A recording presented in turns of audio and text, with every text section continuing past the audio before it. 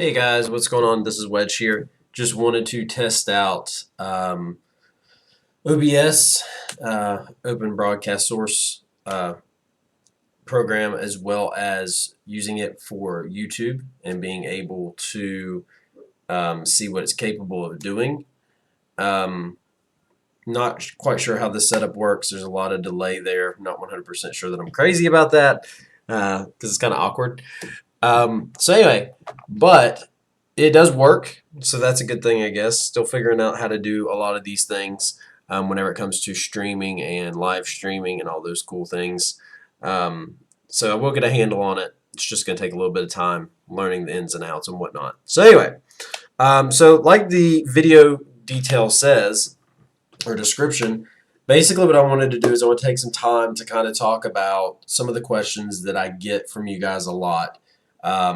Very commonly asked questions regarding headsets, as well as settings, as well as equipment that I use or equipment that I recommend, and so forth and so on. So probably the number one most asked question that I get on the channel, just about on every video, quite honestly, is should I use a headset in surround sound, like with a surround sound setting, whether it be Windows Sonic or Dolby Atmos or just anything like that, or should I use it in stereo, which is the typical standard setting that typically comes on the Xbox and the PS4 right out of the box.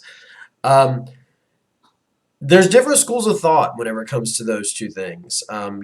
Obviously, Dolby surround sound is very good, especially for viewing films, TV shows, and all that kind of stuff. It's obviously more immersive in a lot of ways than more so than stereo, because obviously stereo you only have two channels, you've got a right and a left, whereas surround sound tries to simulate the whole, basically 360 degrees around you, whether it's front, back, left, center, left forward or right forward, left forward, that kind of thing. It tries to basically simulate that so that it does feel more immersive and so that you can kind of pinpoint things theoretically a little bit better. What I have found, though, in playing just a handful of games, whether it be Fortnite, whether it be PUBG, whether it be Apex Legends, whether it be Halo, whether it be Call of Duty, whether it be Battlefield, um, I typically mainly play shooters, so I've got a lot of experience, and I've tried just about every shooter on the market that I could think of. Um, but whenever it comes to those shooters, what I have found time and time again is that stereo always works out better for me, for my listening experience, and me being able to pinpoint exactly where enemies are. I've always had better luck in stereo because stereo, just there's no artificial simulation where basically it can kind of get confusing where, okay, are they on the front to the right or are they directly on my right? With stereo, it's pretty much they're there or they're not. Um, especially if you have a really good headset. So if you've got a really high end headset, whenever I did my review of the Bayer Dynamic MMX 300s, a lot of people probably thought I was going to recommend using those with surround sound, but I totally don't. That headset stands great by itself, just in stereo. Now, if you want to use an amplifier, obviously you're going to get a little bit more quality out of the drivers because there's going to be more power to help drive the sound and boost it. But whenever it comes down to, if I'm using them in my Astro Mix amp, if I got them plugged in, 10 times out of 10, I was not using surround sound. I was using just straight up stereo and utilizing the mix amp to just simply amplify the sound. Honestly, whenever I would use the mix amp with some of my headsets as well, I would also set the EQ to a flat EQ. I don't want an EQ that's going to boost bass or treble too much. I'm not huge into getting an artificial sound signature. I much would rather have a natural sound signature so that I can get every detail that I possibly can and everything's kind of mixed a little bit more balanced. When is it a good experience to use or a good time to use Dolby or Windows Sonic or anything like that? So a good time to use that would be really single player games. You can't go wrong. Obviously, whenever it's not a competitive nature, you're not needing to have the pinpoint accuracy and whatnot. So, like for example, today I was playing Assassin's Creed Odyssey. Great game, beautiful game. Lots of great sound in the game as well. They did a really good job of creating an immersive atmosphere, not only visually, but also just with the sound and the world and the game environment. And whenever you put the surround sound on, especially like Dolby Atmos, it just takes it to a whole new level. So that is a perfect example of where I would prefer to use surround sound to stereo in that situation. But now after that, I went and played Modern Warfare because obviously they had the big content drop today, and surround sound went right off. Turned it straight onto stereo, and was able to pinpoint where enemies were a lot better and whatnot. So yeah, competitive gaming, I'm always going to use stereo. I know some people prefer surround sound, and that's fine. Like I said, it's up to you. It's going to be different. Your ears are different than my ears. Your preferences are different than my preferences.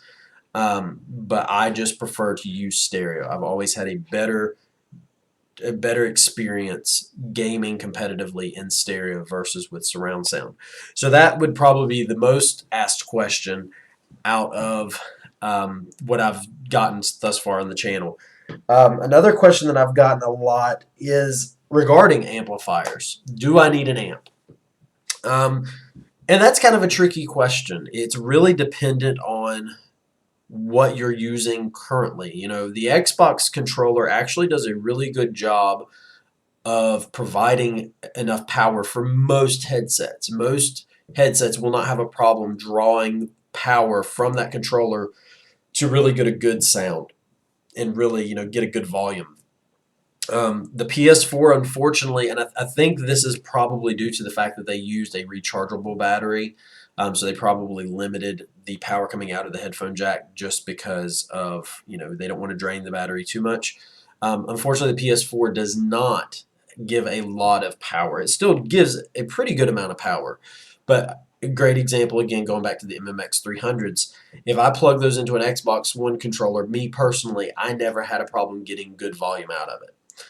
Whenever I would plug it into a PS4 controller, however, it was definitely a bit quieter.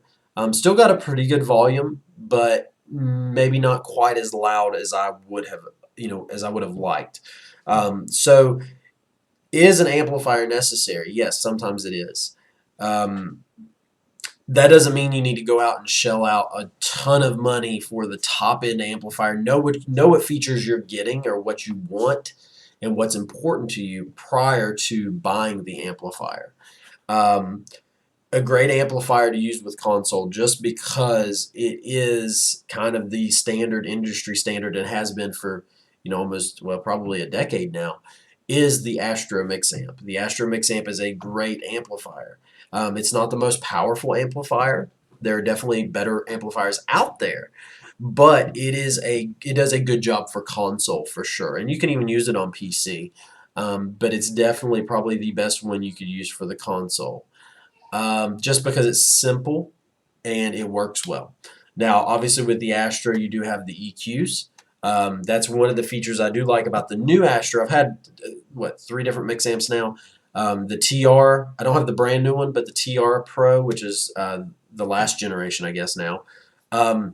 I really like it just because you can go in and you can customize the EQ settings. So if you want to have a super bass heavy, or if you have a certain game that you want this sound signature to really pop over another frequency, you can do that.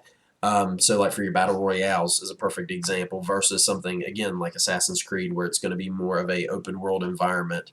I personally, again, use a flat sound signature most of the time, but every once in a while for a different type of game or a movie or something like that, if I'm using a headset, I'll pop on something that has a little bit more enhanced treble and bass and whatnot.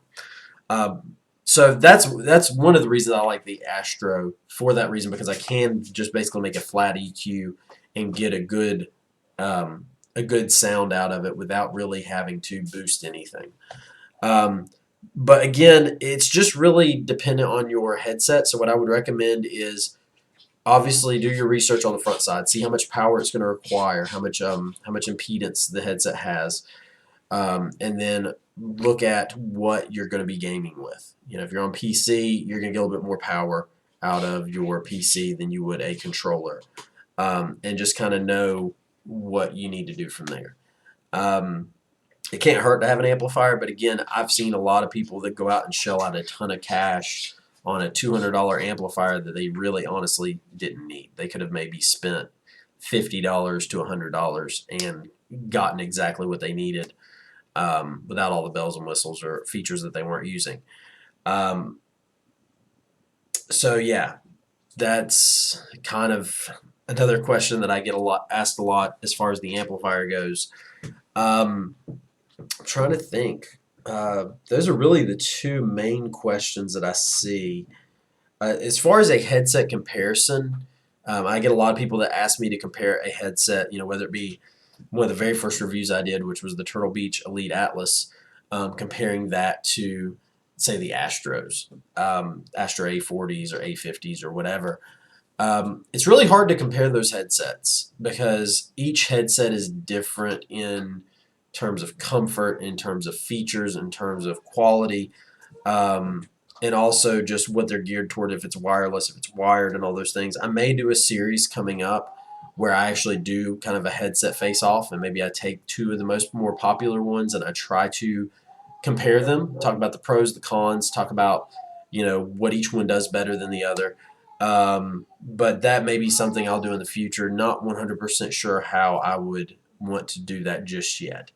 So, like I said, this was just a quick test of the video, answering a couple questions. Wanted to make sure I got another video out on the channel for you guys to be able to watch, but I also wanted to test the live stream. So definitely a cool feature. Hopefully this should go into the archive on the channel shortly after I end this, so definitely check it out. And if you guys have any other questions or suggestions, please hit me up. I appreciate all the feedback, all the questions, all the comments, and everything like that. Even in the absence of me providing new content, you guys have still been asking questions, and I try to respond to those as quickly as I can or in a timely manner. Sometimes I'm a little bit more readily available than others, but I definitely try to reach out to each one of you guys, because if you take the time to talk to me, I feel like you deserve the time back for me to talk to you. So thank you guys for everything, and definitely stay tuned for things that will be coming in the future. Take care.